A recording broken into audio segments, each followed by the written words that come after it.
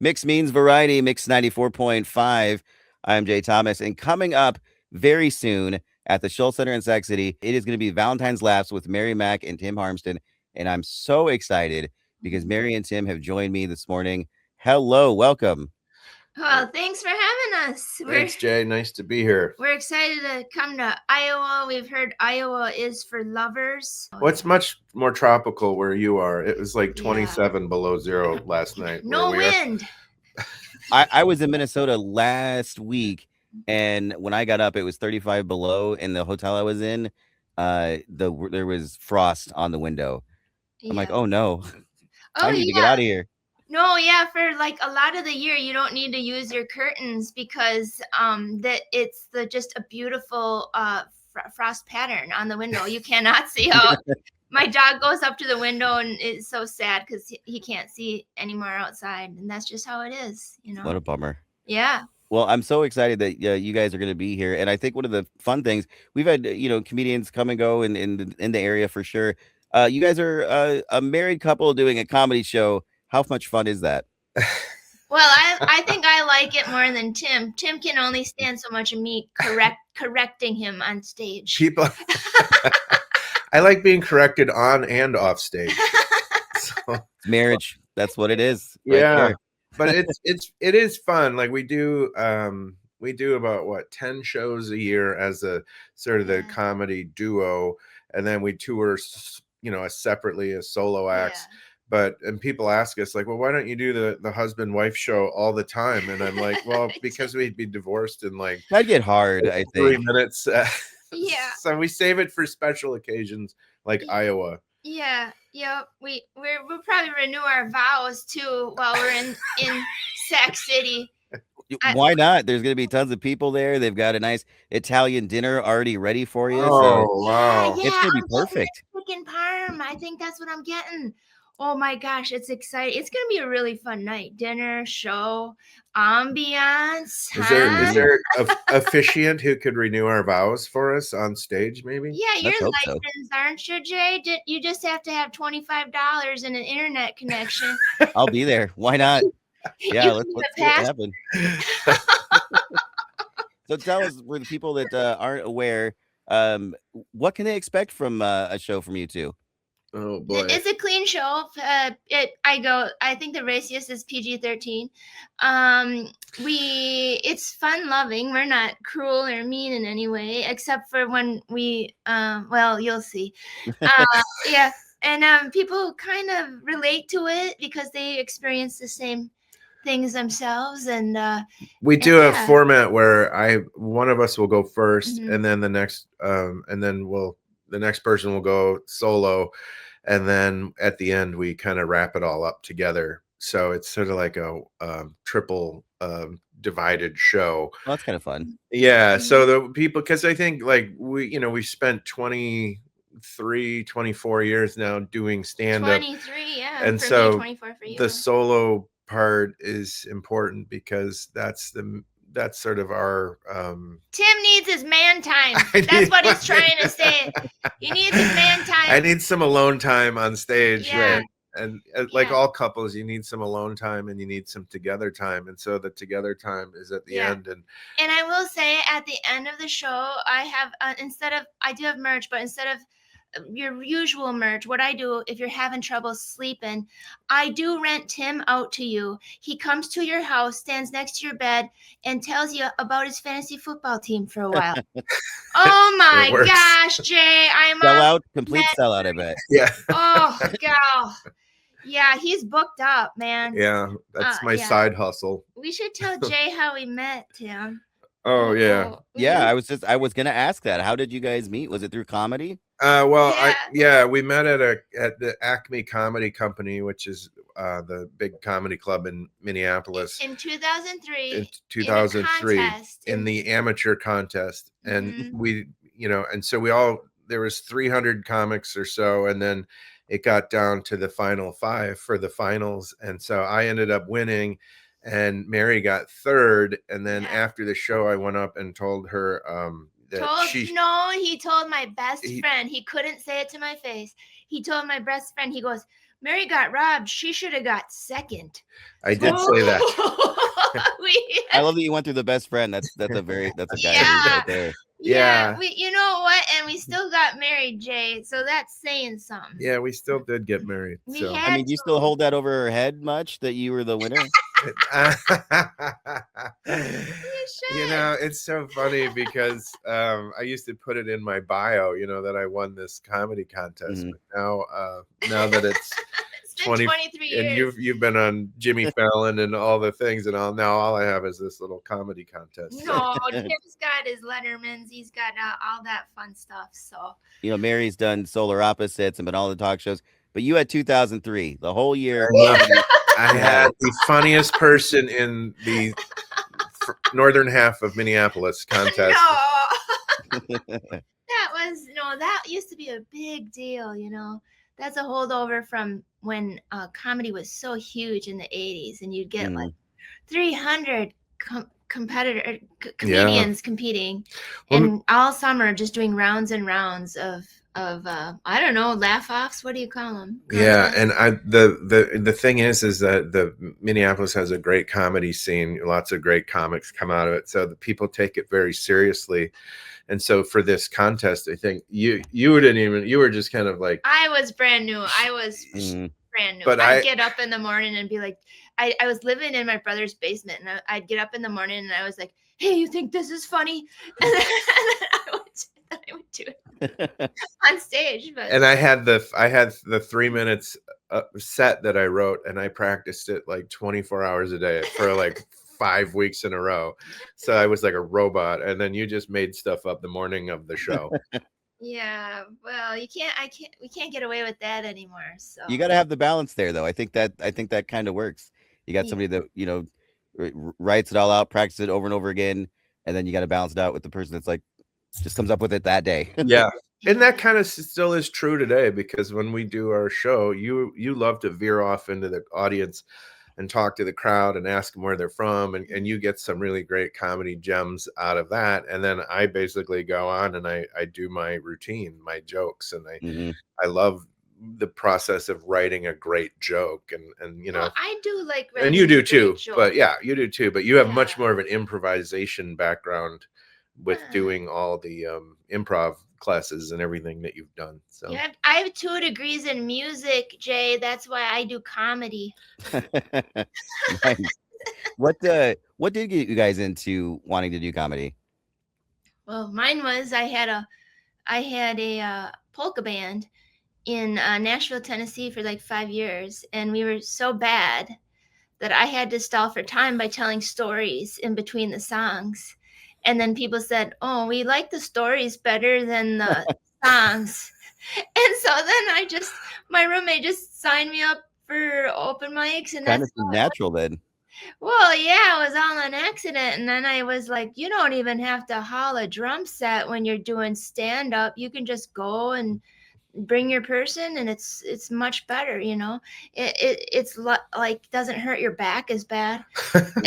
How'd you get into? I started comedy. Well, I was the funny person in high school. I was always the class clown, like the stereotype. But I used to do the announcements in high school when you'd read like the lunch menu for the day. Yeah. And so I would always do like Chris Farley or Phil Hartman and voices and Hans and Franz. And I started doing that, and I loved it. So like I could hear all the kids in the halls laughing at my impression of the principal and stuff like that. So I knew that I had that sort of you had that, you know, that need to do that at some point, but I had to go get a regular job and a regular career like everyone else. And then when I was 30, I just thought, you know what, I can't not ever try this. So I went to Minneapolis, and I went to the Mall of America, and they had a comedy club up in the mall. And so I started going to open mic, and then we did the comedy contest together, and then it was kind of the rest is kind of history. So 2003 was I remember comedy being starting to get kind of big again around that time, because Comedy Central was very big and always doing the hour-long specials. And I remember even I was in college at the time, and even at the radio station, we would get comedy CDs coming in. We Yeah. got like Todd Barry and a Sure. bunch of people like that, and that was a big time to get into it. I bet you guys worked with quite a few Yeah. big people through the years. Yeah, For we had sure. when I first started, I was at the club and I saw a poster for this guy named Mitch Hedberg that he was taping his album at the club. And so when he came a few weeks later, I went down to see it and I was there for his recording. And that's kind of really when I got hooked, because Oh, that's awesome. I got to see him record an album at Acme, and that was kind of the turning point for me, where I thought, boy, I really want to do this. But then we also had like Nick Swardson and Louis Anderson was my mentor. Oh, wow. Maria He's such a Bamford big and help. Yeah. Yeah, so many. Maria has been a big help. But yeah, she's a neat lady, and Louis, I just miss him so much. Yeah. He was great. He's just a fantastic guy, and like I try to emulate him a little bit. And you would be surprised how many famous comedians use Louis as their kind of their anchor. Like Mhm. I was talking to Jim Gaffigan one time backstage, and I said, "Oh, he's such a sweet guy," and I was like, "Oh, Louis got that joke similar," and he goes, "Oh no, Louis does." It figures. I've tried to. He goes, "I tried to model myself after Louis Anderson," and it was such a ultimate compliment to Louis. And Yeah.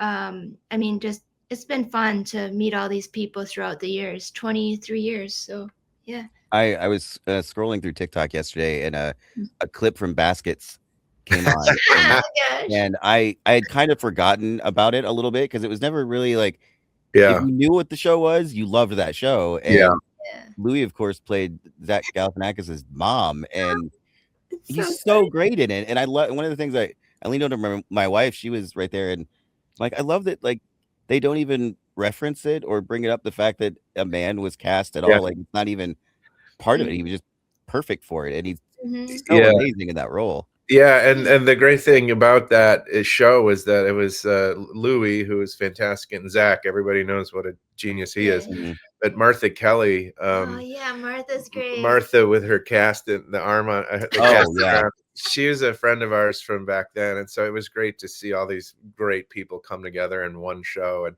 I think we got to go back and watch that whole Yeah, we gotta whole watch it series. again. That's what we said last night too. And Mary, I wanted to ask you a little bit about Solar Opposites, because that I was telling you before we went on.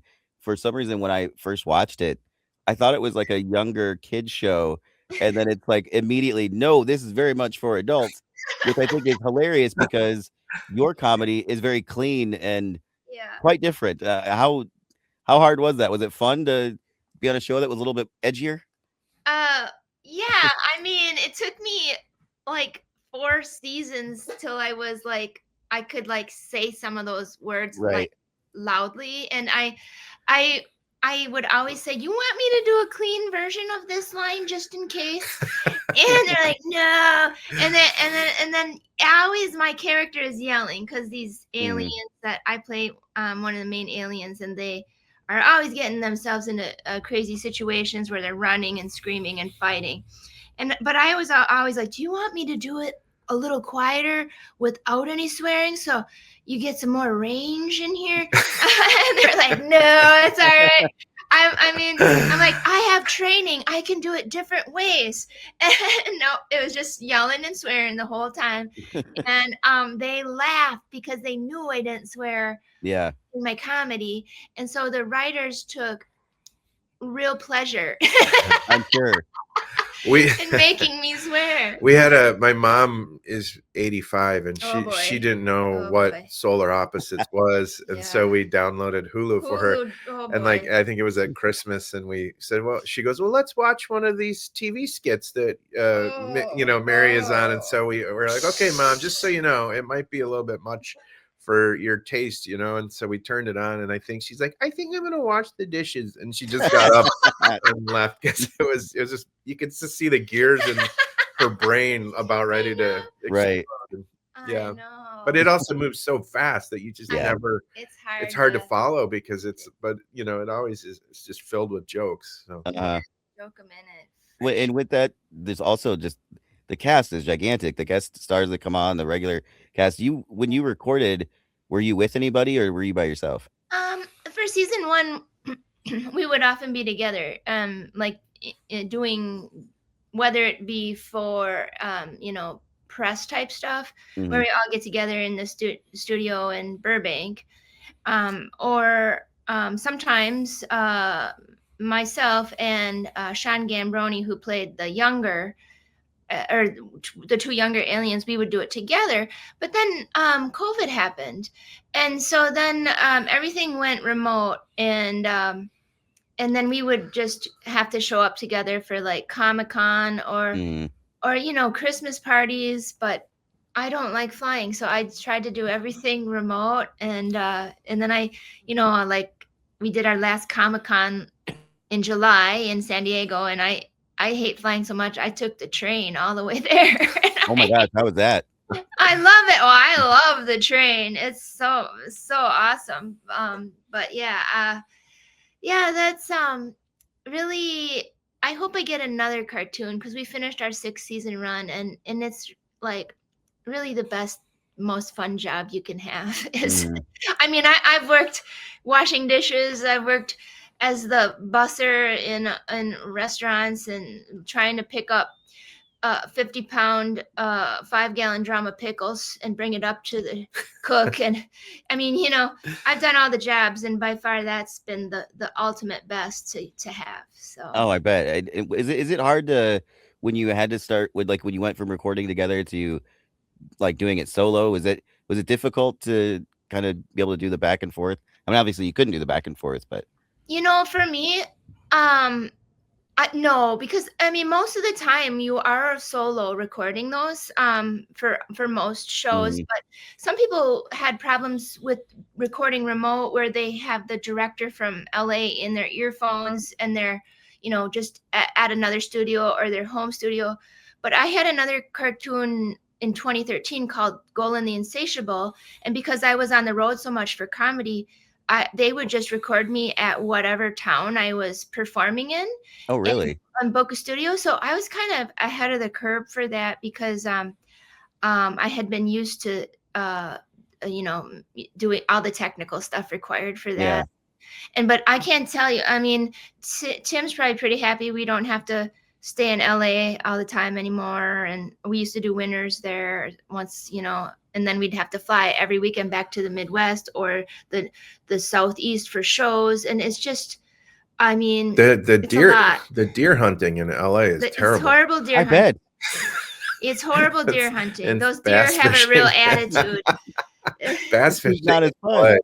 No Yeah. good. Yeah. Yeah, when you go to shoot a deer in LA, the deer's like, "Hey, get my good side." So that's a hard. I mean, it's different. Tim Very. likes trout fishing, and that's a little harder there too. So Well, one thing you definitely get with listening to the stand up is you definitely get your Midwest vibes from both of you for sure. yeah. Well, I mean, that was part of the reason why I didn't really like LA, is because I just want to write about what I know and what I do and my life. And my life is just deeply rooted in the woods of Wisconsin. And that's what comes out of my brain and onto, on the paper and out of my mouth. And not that I don't talk about just, growing up in the Midwest, but Right. I think my sensibility is deeply Midwestern. And I think, LA and New York have their own styles and their own things, and they're obviously great comedy places, but I just never felt comfortable. I was always most comfortable on stage in Minnesota or Wisconsin. So Nice. Yeah, I visited LA for like 2 or 3 days. I was doing an interview with a wrestling company for something they were doing, and it was fun. But after a couple days, I was like, "Yep, I think I'm ready to yeah. back home. I'm good." yeah. I mean, we can drive to Iowa faster than it took us to drive across town in Los Angeles. Yeah, no That kidding. Yeah. Well, I've really enjoyed talking to you two, and I'm very excited for the show. Again, for people listening, you want to get tickets, go to shullcenter.org. And if you want to find out about Mary and Tim, we got the links on there. I think this is going to be really fun. And, I think I asked you earlier, but what can people expect when they see you guys on stage together. Do you need, like, when you're together, what kind of fun stuff do you have planned for them?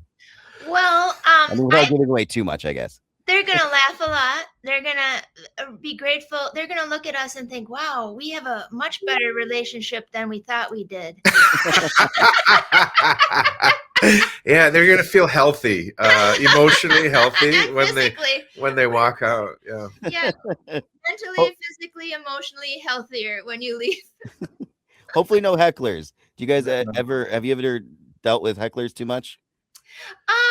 Well, sometimes when we do casino shows, the people who are like in their 90s from the back will just yell out, "We can't hear you," and that's the extent of it.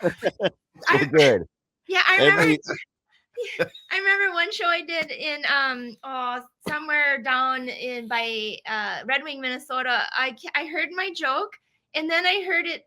I did my joke, and then I'd hear somebody saying my joke again after me, and it was a man sitting next to his 96-year-old dad, and he said, "I said, what's going on? Why are you guys talking over there?" He said, "Well, he didn't bring his hearing aids, so I got to stick everything into his ear again after you say it." And I was like, "Oh, girl." What a weird experience that would have been. Yeah, it was great. I loved it. I loved that he brought his dad and they were determined to get this comedy show, whether he could hear it or not. So well, thank you guys so much for joining me. And I really am looking forward to the show. And we'll see you in Sac City. All right. Well, Thanks, thank you, Jay. Jay. Appreciate it.